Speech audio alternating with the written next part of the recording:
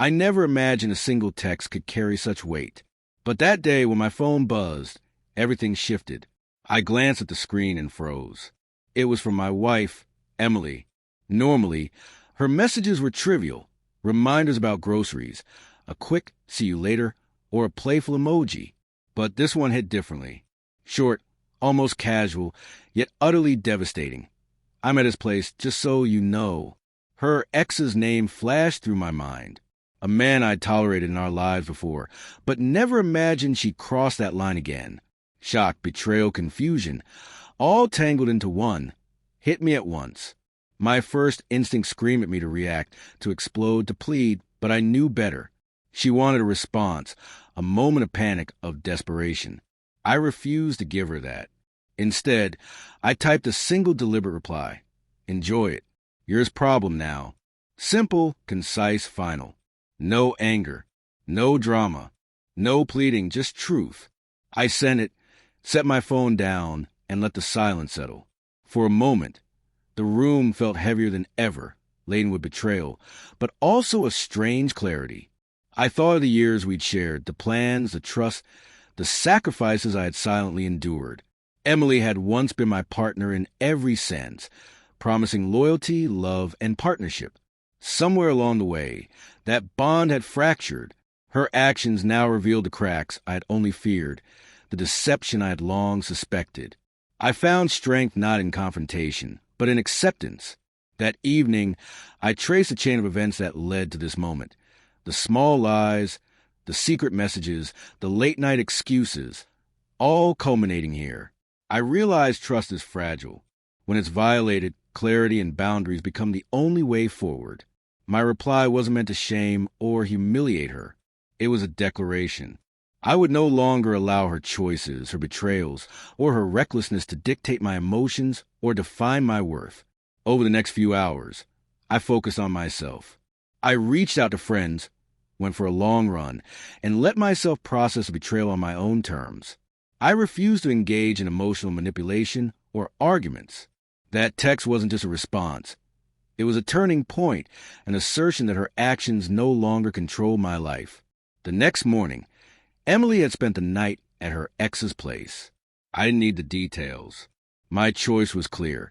Reclaim my life, my dignity, my emotional freedom. I focused on routines, work, and the small joys I'd often neglected. The betrayal had shaken me, but it would not break me. As the day progressed, friends and family reached out, oblivious to the drama. I responded calmly, masking the turmoil beneath. It wasn't about hiding feelings. It was about choosing how to respond, choosing strength over chaos. I realized a true gift in her betrayal. Clarity. Some endings are necessary for reclaiming your life. Later, Emily returned home. I was there waiting, not with anger, not with accusations, but with composed presence that spoke louder than any outburst could. She tried to gauge my reaction, perhaps expecting tears, pleading, or rage. I gave her none. I simply held my ground, letting the weight of her actions hang in the quiet. In the days that followed, I set firm boundaries.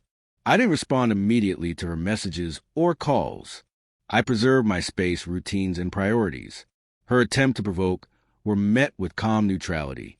Each time she tried to test me, I met it with measured silence, forcing her to face the reality of her choices. She could no longer rely on my reactions to justify her actions. I poured myself into work, projects I had neglected, and time with friends who uplifted me. I nurtured hobbies that reminded me of my value, independent of her presence. Gradually, the shock of betrayal faded, replaced by steady awareness of my own strength. Her actions had illuminated the importance of self-respect, boundaries, and emotional independence. By the end of the week, Emily tried to apologize, to rationalize, to regain control, but I had already reclaimed it. My text, "Enjoy it. You're his problem now," was no longer just a message. It had become a declaration of independence, a foundation for rebuilding my life on my own terms, free from manipulation. In the following weeks, Emily continued moving through the house, expecting her apologies or gestures to sway me. But I remained composed, distant yet present. The space between us spoke louder than words. I understood then that real power after betrayal comes not from confrontation or revenge, but from calm clarity and a refusal to be manipulated. There were moments I wanted to respond, to lecture, to demand explanations, but I reminded myself that engaging would only empower the chaos she created. Instead, I focused on myself, my routines, my goals. The betrayal was hers. My response was mine. By controlling my reaction, I reclaimed my dignity. Emily tried small maneuvers, sarcastic remarks, fleeting apologies, even subtle attempts at guilt, but I stayed unshaken. Each instance met with calm neutrality reflected back the truth of her choices. Slowly, she began to see the consequences, not through anger, but through the quiet strength I maintained. My composure became a mirror, showing her the impact of her actions, prompting reflection and accountability. Over time, she changed, not dramatically, but enough to acknowledge mistakes and understand that trust and respect cannot be taken for granted. Betrayal doesn't just wound the moment. It leaves lasting echoes that casual words cannot erase. My deliberate, calm response had created the space for that realization, teaching a lesson no angry confrontation could. Looking back, I understood the significance of that brief text. Enjoy it. You're his problem now. It wasn't just a reaction. It was independence, a boundary, and proof of the power of emotional control. Betrayal became a catalyst for clarity and strength. Emily chose her path, but I chose mine. In doing so, I reclaimed my life, my peace, and my worth. The betrayal was hers to bear. The strength was mine to keep.